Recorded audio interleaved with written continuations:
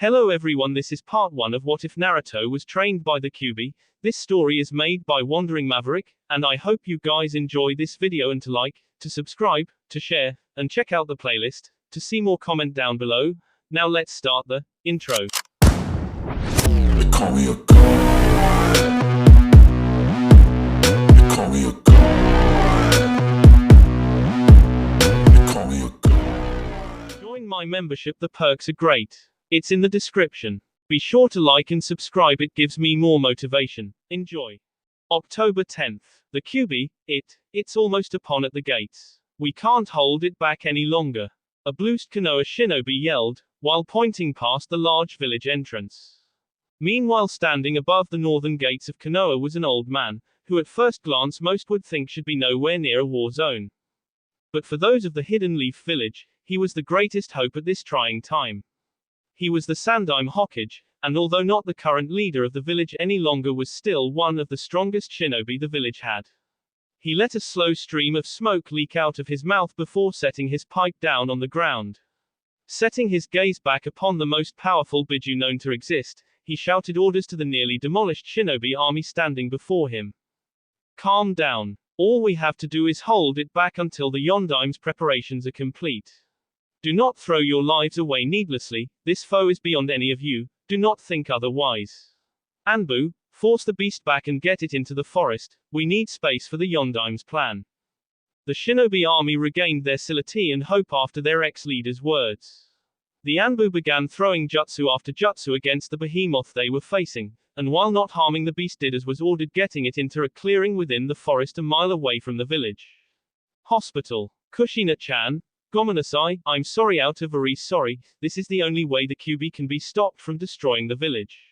A blonde-haired man spoke softly to his wife, who had just given birth to a healthy baby boy. This man was the Yondaime Hokage of the Hidden Leaf village. Namikaze Minato. But why? Why him, Minato? Why our precious Naruto? Will you really leave me with nothing once this is over? She yelled out accusingly, while she rocked her baby back and forth in her arms as she cried heartbroken. She was a very beautiful woman with red hair flowing down to her mid-back, and the bluest eyes you'd swear was the ocean. She was very strong both physically and emotionally, but it was her personality that told you who she really was. She disliked fighting, and never understood anyone who would choose violence to get what they wanted. Despite this, however, when it came down to it, she was a fierce shinobi, sly and beautiful. The phrase, if looks could kill, would come to mind at first glance when she was adorned with her Junin battle gear. Her reputation was well deserved, back when she was still a full-time shinobi, but that was years ago. Now she was currently the head of the Uzumaki clan, a clan well known unto itself for the shinobi prowess. He smiled down at his crying wife. Because he is our own Sochi, son, how could I ask someone else to s their child when I didn't even have the faith to choose my own? I'm sorry, my Kishi, beloved, but it has to be him. As for me, well, I am the Hokage after all. Minato leaned down and kissed his wife, caressing her cheek slowly, remembering every detail of her face before he picked up his son. He gave one final glance to his wife, between her cries she nodded to him, knowing that no matter how much she begged, it had to be those two that saved the village from this beast. I love you, Kushina, she heard him say. With the last syllable spoken, the Yondaime disappeared in a flash of brilliant yellow light. Forest. The Kyuubi, tired of playing games, was about to launch one of its more devastating attacks against the remaining shinobi army, when a large puff of smoke blurred the battlefield. Sorry I'm late, all of you. A voice called out from within the smoke, easily recognized by the shinobi to be their Hokage. Everyone please get back, you have done your job, now please get medical attention for yourselves and others, leave the rest to me. He ordered. The shinobi were hesitant to leave, but reluctantly did as was ordered, leaving only the Yondaime on top of his summoning, the frog boss himself Gamabunta and the Kyuubi. Hey old man, I need a favor. Minato seemed to speak to himself until a plume of smoke appeared next to him on top of the frog's head. What is it, Hokage-sama? He smirked at the wizened man. First you can drop the Hokage-sama crap. And second, I need you to take care of my Sochi, who is just outside the gates in a clearing like this one in the forest. Take him back to Kushina once I finish with the Kyuubi. And make sure he is treated fairly by the village. I know people can be unfair to Jinchuriki, But Naruto is a hero, not a demon, and I want him treated as such. He frowned at his request. I will do as you asked. Minato, I don't suppose that you'd let me be the one to s myself to seal it, would you? Gumenno can do, there are too many unknowns with sealing a biju like this, only the person who knows the mechanics of the jutsu intimately should do it, in case something goes wrong. Guess you're their leader again after this, good luck with that paperwork though. He finished with an evil yet happy smile to his friend. Sarutobi placed a hand on his friend's shoulder, smiling back, before nodding and disappearing in a swirl of leaves. The Yondaime began the intricate set of hand seals to begin his jutsu, while the Kyuubi and Gamabunta faced off. After nearly 30 minutes of non-stop fighting, the jutsu was finally ready. Goodbye everyone, please take care of yourselves, and I hope my faith wasn't unfounded with my son. Goodbye my Kishi, Naruto, I love you, will be watching you. He thought before biting his hand and activating his technique. Fuinjutsu, Shiki Fujin, spirit sealing method. A white light could be seen blinding anyone looking at the battle. Once the light dimmed and everyone looked back at the spot the Yondaime and Kyuubi just stood, nothing was there. Sarutobi, once again Hokage, entered his village with a small bundle in his arms, the savior of Konoha Namikaze Uzumaki Naruto. He quickly reached the Uzumaki compound where Kushina had rested after the long birth, and quietly knocked on the door to her room. Please, just leave me alone. I need to be alone. She pleaded weakly to the sound against her door. Sarutobi knew she was only a moment away from crying again over what she thought be the loss of both her husband and only child. Ignoring her pleas, he slid open the door and entered. Kushina-san, I'm here to give you an important package that Minato left for you. He whispered to her, while walking up to the bed she laid in, only to put the small bundle at the side of the bed, before slipping out the door. She noticed his motions, and curiosity getting the better of her, she picked up the bundle and unwrapped it, and to her surprise and utter joy, it was her son, it was her Naru-chan. Although she noticed the new seal on his stomach as well as the 6 prominent whisker marks adorning his cheek, she didn't care, she had her son back, and that's all she cared about. I will always love you my little Naru-chan no matter what, nothing will stop me from loving you now that I have you back in my arms. She promised him as she rubbed his little cheeks with her finger lovingly. 2 years later. Although the village hidden in the leaves had recovered from the Kyuubi's onslaught, there was still a black mark on the village that wouldn't be forgotten for many years. The village itself was holding up fairly well, the main problem was the amount of shinobi still left, most SD on that day 2 years ago, and the numbers have been low ever since. Most of the village citizens that knew this, were surprised they weren't already fighting against Iwa for their lands, God knows they would lose that battle eventually. So they could only be glad that a miracle has kept that from happening so far. However, with the times as they were, many of the remaining shinobi considered officially leaving the village and going to another to start a new life with a more stable environment. One such group decided on exactly that, the Uzumaki clan. Currently inside their compound, Kushina and Sarutobi discussed her clan's decision on departing the village. Kushina-san, don't do this, the village needs you and your clan's strength now more than ever. I know this is a troubling time for your clan, it's a troubling time for everyone. But the only way we can get past this is if we all stay together and rebuild this village like a family. He pleaded. Hokage-sama, I know what you are trying to say, and although I can understand where you are coming from, I'm in the same predicament. My clan is nearly gone because of what happened 2 years ago, there are only a few dozen of us left. Not only that, but I've seen the way this village looks at not only Naruto, but the clan itself for housing and the past protection him. The glares and the whispered voices of, demon whore, evil, demon lover. So don't tell me about family and in this village. Especially since this ill will towards him has transversely rained down upon the rest of the clan. Which is why myself and what's rest of the my advisors have decided on the only plausible course of action. I Uzumaki Kushina, head of the Uzumaki clan, hereby banish Uzumaki Naruto from this clan. I will be putting him into the orphanage, and leaving him to you and the village once we leave. Sarutobi couldn't believe what he was hearing, he knew about the glares and words but he never thought they would affect the clan this much, and especially not the Naruto's own mother. For the past 2 years she seemed to love the boy unconditionally, confusion was clearly written on the old Hokage's face. What is the meaning of this, Kushina? Why are you abandoning him? You never cared about what the villagers thought before. So why now? Do you really not love? A heavy hand slammed down on the table between them, halting his sentence, and he saw an icy glare marred on Kushina's face, with her jaw clenched tightly, a look that made him both slightly flinch and bite back a gasp. He had only ever seen that expression on her face when she was ready to kill an enemy who so richly deserved death. Don't you dare ever question my love for my Sochi, son, Sarutobi. I love my Sochi, I'd do anything for him. I'd K to protect him. I'd S in order to let him live. She barked, her glare only hardening at him. But that thing residing in his room isn't my Sochi. At least not anymore. Tell me, Sarutobi, do you have any idea what it's like to have a Sochi that your neighbors, your friends, your entire community hates with an uns's passion? Do you have any idea what it's like to run into your Sochi's room in the middle of the night because you heard strange sounds only to find him thrashing around unconscious with red chakra all over him, spinning the sheets with claws and tearing the pillows apart with fangs like an animal? Like Kyuubi. Do you have any idea what it's like to wake up in a cold sweat because of the nightmares you've had every single night since that dreadful night a year ago, depicting your own Sochi who looks like a demon, your loved ones, and lay siege to your home, all with a bloody smile on his face and looking at you with the same eyes at it? She yelled out, before going wide-eyed, not realizing until it was too late what she just admitted. Sarutobi's eyes widened in shock at her confession. He accessed the Kyuubi's chakra. Why wasn't I informed? Why didn't you tell me, Kushina?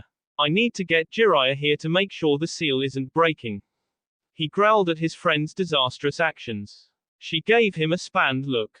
I may be a retired Junin, Sarutobi, but I was the wife of a seal master. Do you honestly think Minato-kun taught me nothing of his arts? I know about the Shiki Fujin and its abilities. The seal is not in jeopardy of breaking. But that doesn't explain what I saw that night nor how it's possible. There is a safety seal within the larger seal that was supposed to prevent its chakra from manifesting until an appropriate age. If that wasn't there, then what would stop it from breaking free? Because surely a 2-year-old's mental will, whether subconscious or otherwise, couldn't be strong enough to hold it back alone. And besides, what would the village think if they felt its chakra once again? They'd go on a rampage and have you take him from the house and K him to protect the village. That was the reason I put those seals on the mansion in the first place, should such an event like this happen unexpectedly. Her explanation allowed the Hokage's shoulders to slump in relief. Before his eyes hardened towards her, she had still yet to explain everything about her decision for her son. She easily saw this and scowled, knowing he wouldn't give up until he knew why she did what she did. It's because after everything, the villages, the nightmares, the chakra incident, I realized that reality was trying to tell me something. Something that I refused to believe, but I knew deep down in my heart to be true. That my Naru-chan had SD, that night the chakra took him over. That I lost the one piece of Minato-kun I had left in this world. And now every time I look at him, all I see is the demon that was sealed inside him and what it has taken from me. Naru-chan may not have become the demon itself until that night, but now. Now all I see when it smiles, that pseudo-warm smile, and hear when it tell me it loves me, is its evil smirk and its cold, lifeless laugh. Laughing and smirking that it is still alive while Minato-kun is S and my little Naru-chan is trapped inside his own body, probably knowing that if Naru-chan SS does it. She explained, as tears of a mother's mourning and wife's emotional anguish fell down her face, before she recovered and got back her steely gaze, the tears still flowing down. As for its banishment, it is what is best for the clan. The less we now associate with it, the better when we leave this village. She stated in a monotone voice, now devoid of any emotion. Sarutobi could see she spoke the truth. She only saw her own son, the savior of the village, as the demon now. His heart broke. The one person that he thought would always be by the boy's side was the one to actually order his exile. I see. The needs of the many outweigh the needs of the few. N.E. Very well, obviously nothing I can say or do will change you or your advisor's mind on this. However, as Hokage, I would like to know where you and the clan are headed. Kushina nodded at his request, finding it understandable considering his position. We have received an offer to be the new bodyguards of a powerful lord deep in my native land of Whirlpool Country. We will be leaving the village tomorrow. I see. Very well, then I'll have the departure papers ready before then. He said, getting up from his spot, heading towards the door and sliding it open before turning back to her. This is probably the only time I'll ever say that I'm actually glad Minato is right now, because if he saw what you were doing to your own child, he would probably K himself. You should be ashamed, Kushina, he finished and walked out wanting to get the taste of this clan out of his mouth. The next day, the northern gates were filled with one of the most powerful clans in Konoha. Said clan was preparing the last items to their wagon for the long journey to Whirlpool to start their new lives. The Sandaime Hokage was there as well to see them off, and wish them well in their new village. So you are really going through with this, Kushina? He asked sullenly, staring at the happy little blonde boy, next to his mother. She scowled. Yes, it will not follow us where we are going, our reputation will not be tainted any more than it already has because it took the body of my Sochi. She released her hold on Naruto and gave him over to an Anbu standing next to the Hokage. If that really is your wish, I only pray Naruto never remembers this, because he would never forgive you. He surrendered, glancing at the now confused boy. Kushina bowed slightly to her ex-commander-in-chief, before signaling for her clan to leave. Naruto tensed when he saw his mother begin to walk away, and not call him to follow. Ka-san, he called out. The clan kept walking, sneering at the boy as he called out to her. Ka-san, he screamed louder, thinking she just didn't hear him. Nothing, they simply kept walking and were already a good distance away from the gates.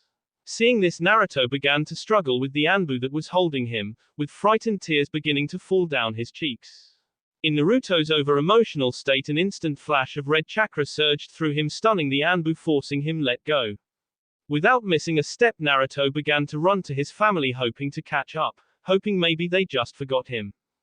Damn, I was really hoping to avoid this. I know Naruto will never forgive me if he find this out too. Sarutobi thought with a disappointed frown, before signaling the Anbu that had been holding Naruto to proceed with the plan. Naruto was a mere 20 yards away from reaching his mother, when he saw a bunch of Iwa shinobi jump out of the surrounding forest and attack the clan. The surprise attack was devastating, and most of his family was killed on the spot. His mother was barely able to stand from the 5 kunai lodged in her body now. Tears freely flowed from the boy's eyes as he could only watch his family get said right in front of him. Finally, the boy couldn't take it anymore and screamed a blood-curdling scream. As he watched his mother espered to death a few yards away, the shock to his system was too much before he simply blacked out. I see, so Sarutobi-san had a plan just in case after all. I'm not surprised though, seeing how he is your Hokage, Kushina stated as the rest of her clan simply watched in disgust, as well as mild satisfaction as the Anbu picked up the boy, slid his mask back over his eye, and shunshined back to gate. Let's go, we have a long way to our new home, everyone. Kushina ordered. The gates. I heard that scream, a simple genjutsu would have sufficed. That was more than was necessary for the plan I discussed. Sarutobi said to the Anbu with a hint of venom in his voice. Gomenasai Hokage-sama, I just thought if I made it as real as possible, the boy would accept it that much easier when you tell him what happened. The Anbu answered back, with a hidden smirk behind his mask. Sarutobi narrowed his eyes at his subordinate. Do not think it will be that easy, meet me at my office tomorrow morning for your punishment. Kakashi, there has already been enough screaming today, I do not wish for more. Sarutobi took the boy from Kakashi and disappeared towards the orphanage. 4 years later, October 10th. A young boy could be seen running through the moonlit streets of Konoha, exhausted beyond what a boy his age should be, yet still running nonetheless. He had bright blonde hair and ocean blue eyes, with 3 whisker marks on each cheek. He was the savior to the Hidden Leaf Village. Namikaze Uzumaki Naruto. But for those who lived in Konoha, he was only the demon. He wore disgusting garbs not fit for any person to wear, they smelled horrible, and were sped to shreds barely hanging onto his obviously malnourished body. He turned a darkened corner and met the one thing he wished he hadn't, AS end. He turned to run back, but alas, the mob of villagers and some shinobi had caught up to him, cornering him in that dreadful alley. I finally stopped running, any demon. A man sneered. Good, I was getting tired from running after your little ass. Another agreed. We'll take good care of you, demon, just like the Yondaime would have wanted for desecrating his only son's visage. A third one concurred. The mob slowly walked towards the boy who was huddled against the wall crying, wishing for someone, anyone to help him. Why are you doing this to me? Never did anything to you, I'm not a demon, I'm just me.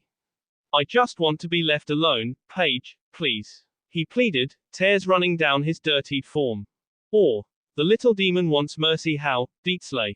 Where was your mercy when you were sing our car sons, mothers, and two sons, fathers, our only sons, sisters, and only sons, brothers, huh? The first man barked back. The mob lost all self-control after the final words of their family's losses was spoken, and simply beat the hell out of the little boy cowering in fear of them. Right before the final blow was struck, the boy turned into a log to the mob's frustration. They turned to see the half-conscious, bleeding, and broken boy in the arms of one of the few people who had ever protected him from them. Sadly, he was one if not the strongest person in the entire village, the Sandaime Hokage. And just what the hell do yo people think you are doing to him? Sarutobi yelled, letting his ki wash over the mob, making most into crying, sniveling babies. We were simply finishing what the Yondaime started, and what he'd want us to finish if he was still alive. The demon took over his only Sochi's body for Kami-sama's, God's, Sake Hokage-sama. One of the few ninjas associated with mob had gasped out. He narrowed his eyes at the group. I see. Well, I've told you fools for the past 5 years what happened, and I'm tired of repeating myself. Anbu, take care of these fools, they have broken my law and will pay the consequences. A squad of Anbu puffed out of nowhere, and did the hand signs of the infamous Uchiha clan's signature move. After the fires finished the mob off, and the screams finally subsided, Sarutobi shunshed into his office with a medical team already prepared for the boy. It only took a few hours for the medics to stop the healing, knowing the demon will do the rest of the work. They'd rather save their real chakra for people who truly deserved it. The Hokage dismissed them, however not before having a little chat about medical ethics and certain lessons involving a searing hot kunai and certain appendages and orifices. After about 10 minutes, Naruto finally awoke from his bloody encounter, finding himself not in the alley anymore but an office. He tensed up and shot glances for the nearest exit. It's okay, Naruto, you know you are always safe in this office. An voice all too familiar to Naruto called out. You saved me again, Oji-san, grandfather. Hi, yes, and those men won't be bothering you again, Naruto. I bet you are hungry, I'll go get us some tea and snacks ne. Naruto's stomach growled at the mention of food, and furiously nodded his head, erupting a small laugh from the old Hokage before leaving. Naruto decided to explore the office while he waited, and was checking the bookshelf when he noticed a book that seemed out of place for where it was. He pulled the book out, but it stopped mid-pull when one of the floorboards popped up. Of course, being a curious child, Naruto knew no better, and went to check out what was going on. He lifted the floorboard and saw 2 scrolls, one being a lot larger than the other, as well as a box with a strange symbol etched into the top of the wood. Naruto randomly picked up one of the scrolls, unfurled it and began to read, never realizing this little incident would change his life forever. October 25th. Dear Sarutobi-san, as requested, I've sent this letter to let you know my clan and I have reached our destination in Whirlpool Country safely. There were a few problems along the way, but nothing we could not handle. The Lord seems impressed with our strength and very happy with our Kekkei Genkai, and as a result he has already hired us for his protection. Also, our clan has integrated into the shinobi ranks of this country, and have been out on a few high-ranked missions already. Other than that, I have nothing left to report to you. I hope your health is keeping you strong. I also hope that the demon is keeping himself quiet as to not attract attention. Even though we are not a part of the village anymore, I don't want the village's reputation to be tarnished by the demon that used to be my Sochi. Be safe and stay well, Hokage-sama. Uzumaki clan head. Uzumaki Kushina. Naruto was literally shocked stiff from what he just read. The scroll fell out of his hands without the pressure of his fingers G-sping it and made a thud on the wooden floor when it landed. What's going on? I don't understand. I saw the mess. Even my Car-san didn't live. But this scroll. Was dated 15 days after they SD. Either it's a lie, or. Naruto thought before it dawned on him, after picking up the scroll and rereading the last sentence. It's not a lie, they all left me here. They didn't want me anymore and left me in this village. Even my own Car-san thinks I'm some kind of demon and wanted nothing more to do with me.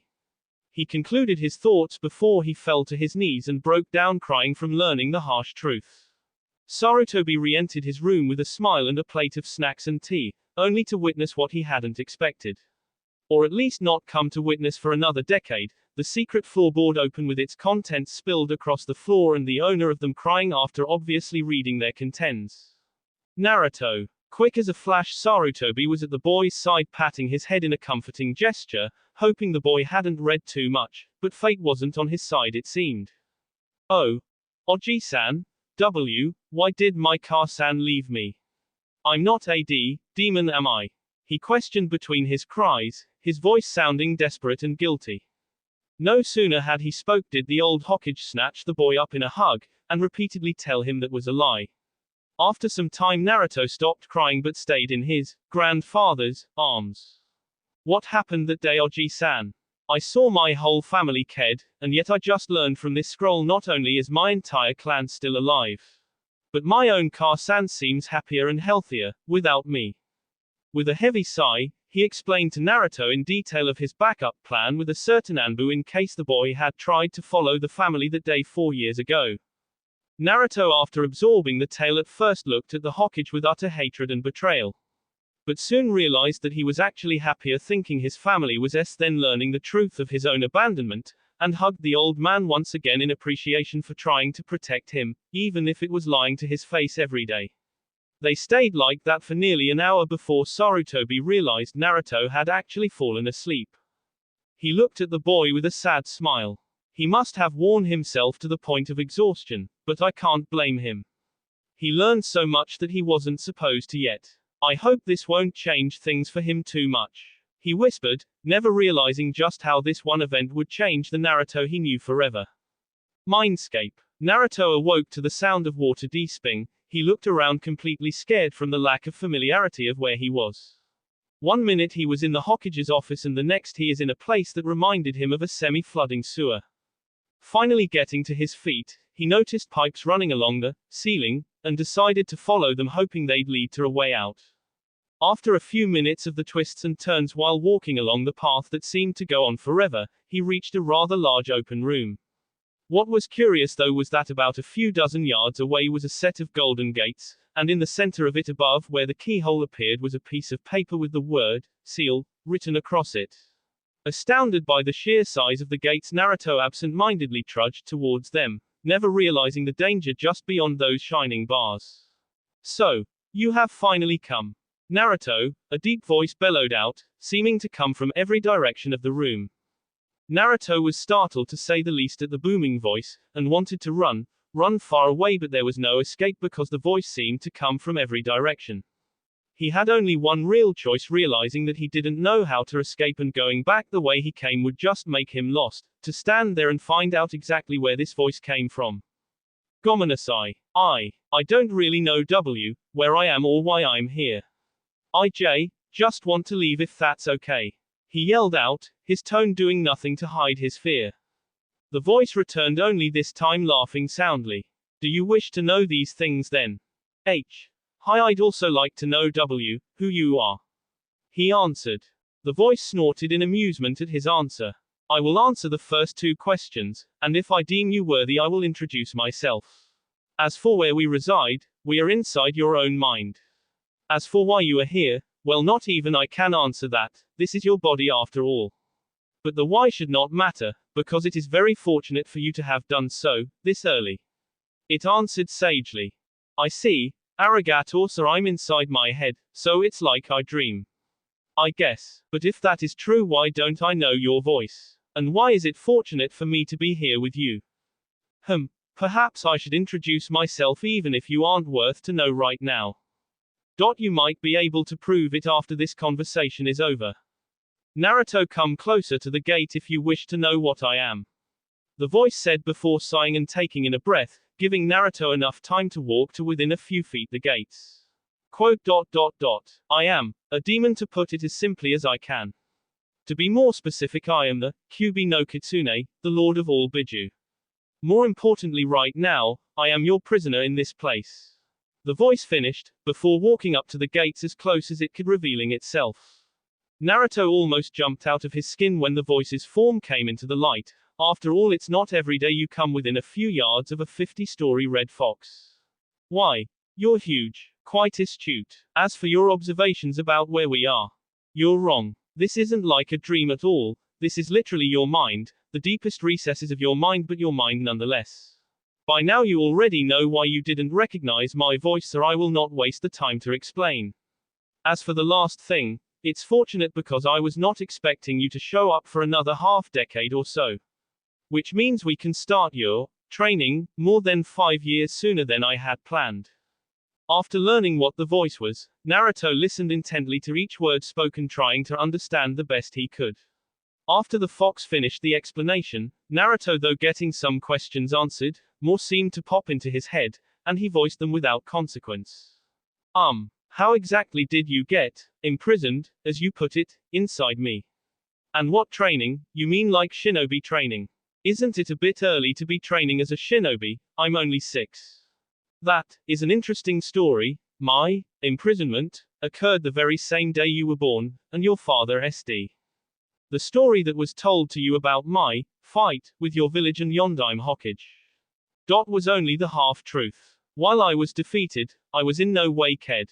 Your father simply sealed my soul, inadvertently destroying my physical body, into a newborn baby. Now, while I dislike losing, in all of its forms, I must commend your father in his actions, as dangerous as they were, and I have a begrudging respect for him for his the same way as I respect you for yours, even if it wasn't your choice.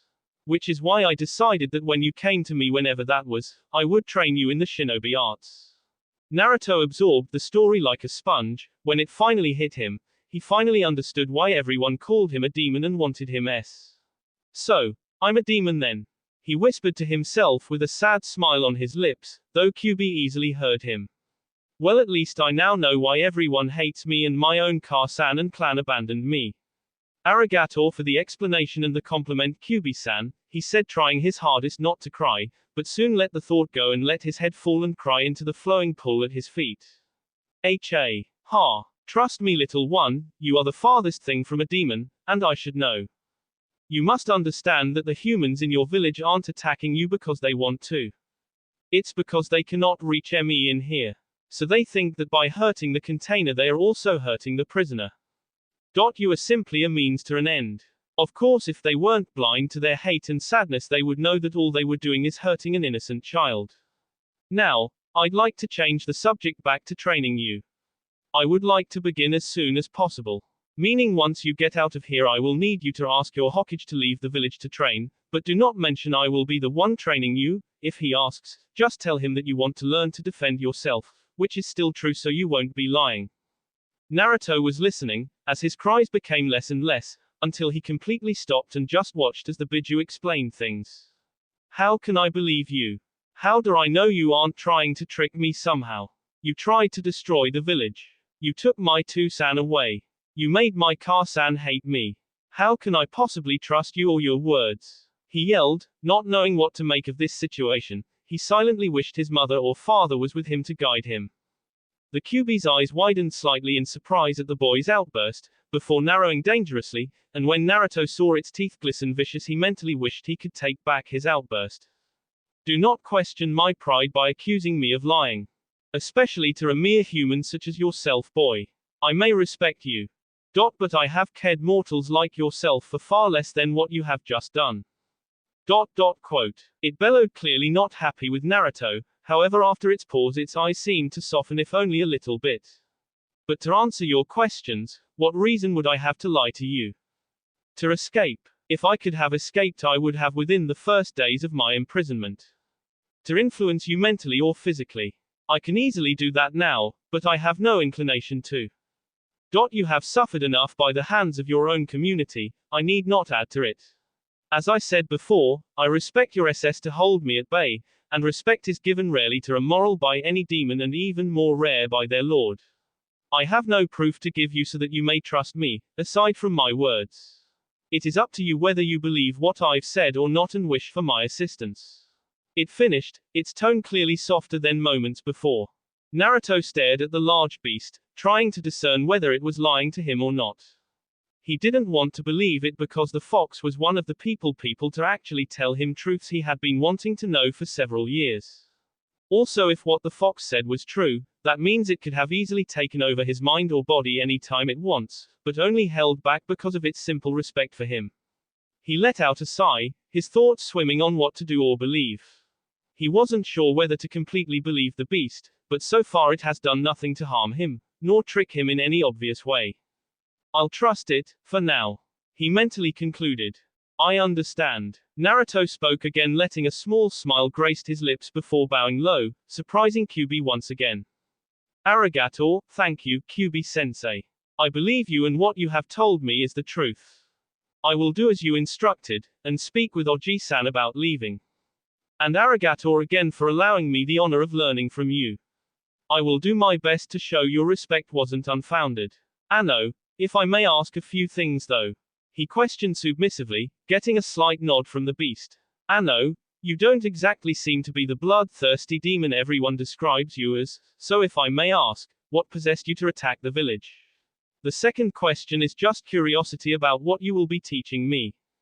A low rumbling from the tea of Kyuubi slightly shook the room, as it let out a growl at Naruto's first question, before what could be considered an almost sad expression dawned on its face. I have allowed you to know what I am. The first thing you just asked I do not feel you have any right to know at the present time. Perhaps when you show me as my student you are worthy, I will tell you. As for your second question, I will be teaching you many things, most of which all shinobi must learn, ninjutsu, taijutsu, and genjutsu. However, since I am a demon with the knowledge of a millennia at my whim and an almost limitless jutsu library under my belt, your training will be different to say the least.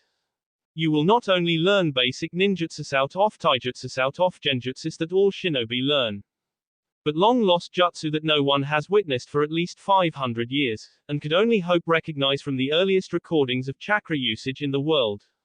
Aside from that, I will also be teaching you kenjutsu, as well as several of my personal onoppo jutsus. When your training is complete, I can guarantee that you'll be the strongest shinobi that has ever, or will ever walk the face of the mortal realm. It explained, and by the end it's more stretched into a crooked but not evil smile.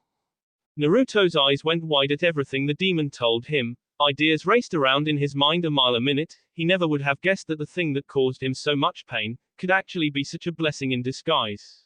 Though after rethinking the last line the Kyuubi spoke, he couldn't help but grow a giant grin across his face at the implications.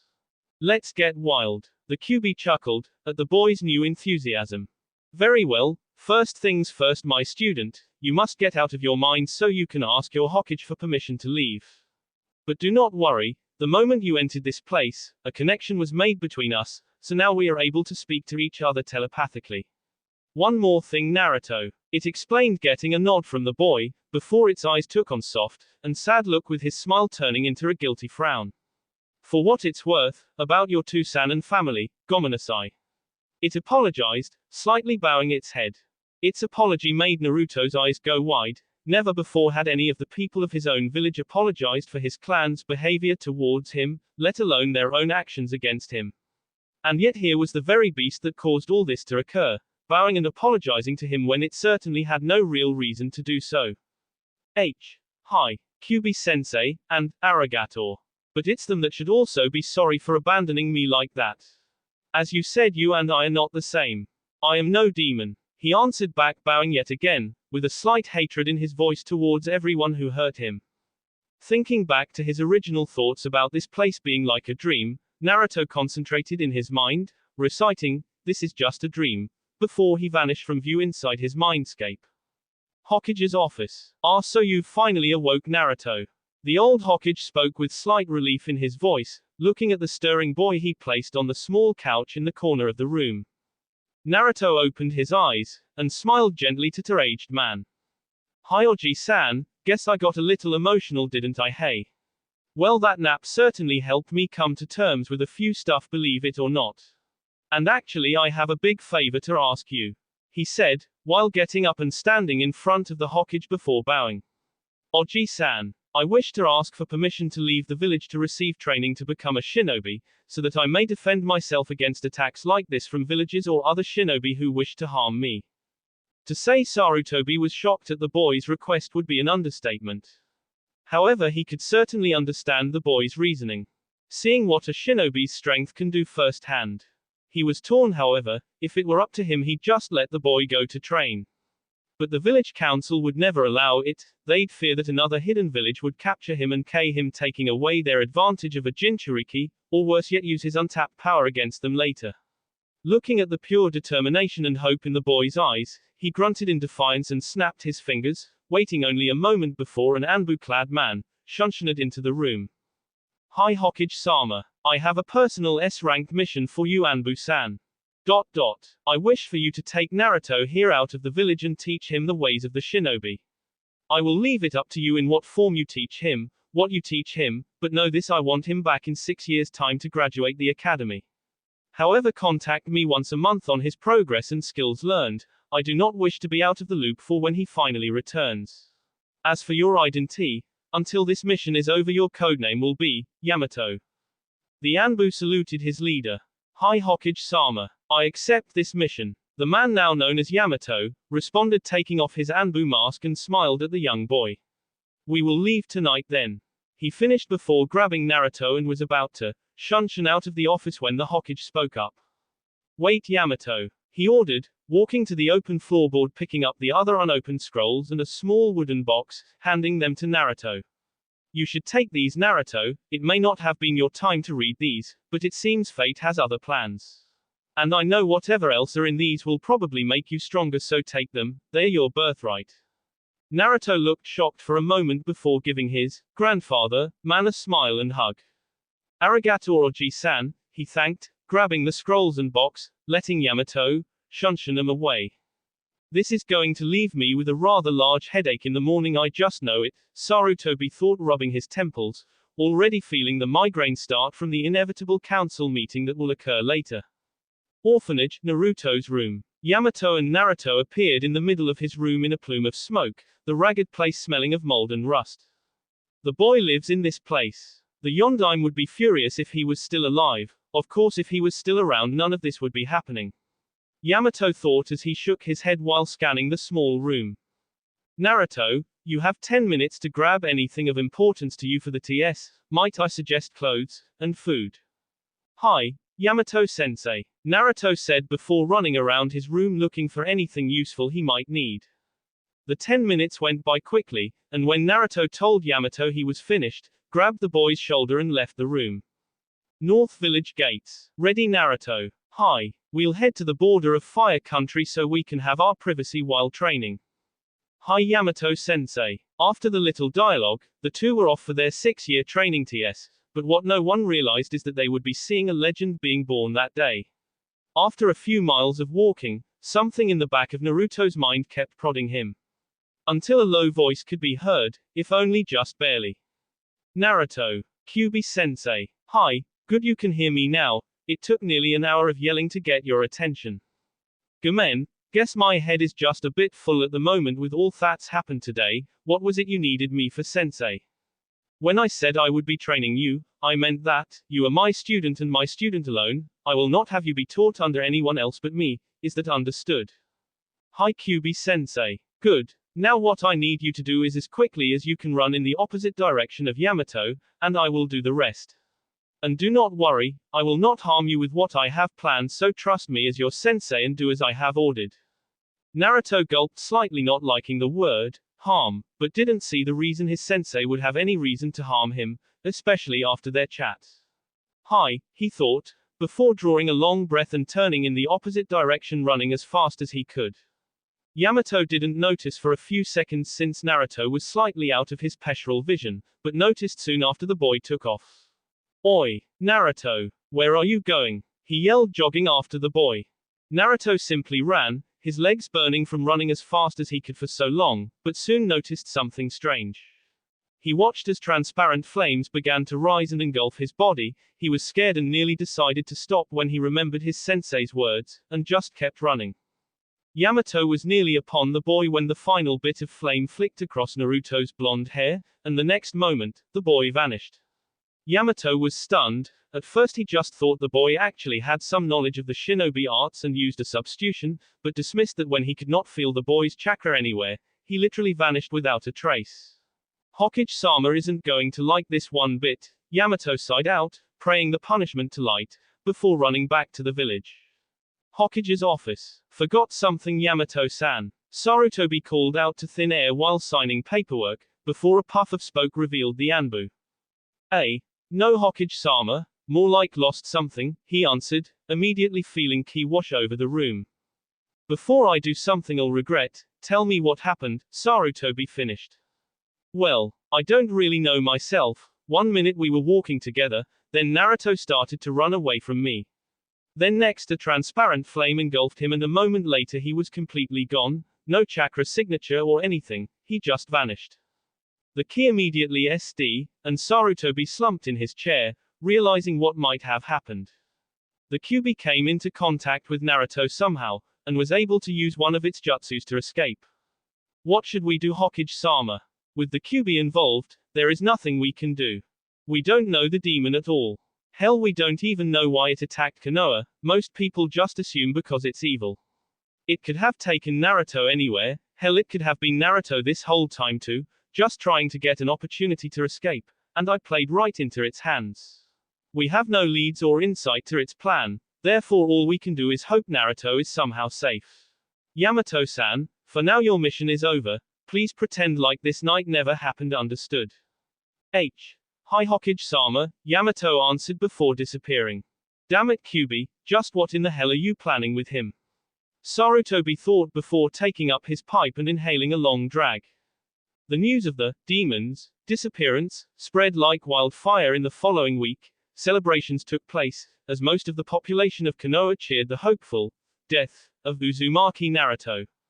Much to the Hokage's grief, during said celebration, word got out to the younger generation of Naruto's tenant. Many drunken fools lost their lives that week. Sarutobi, however, couldn't have argued more against those fools' thoughts. He just wished Naruto would come back.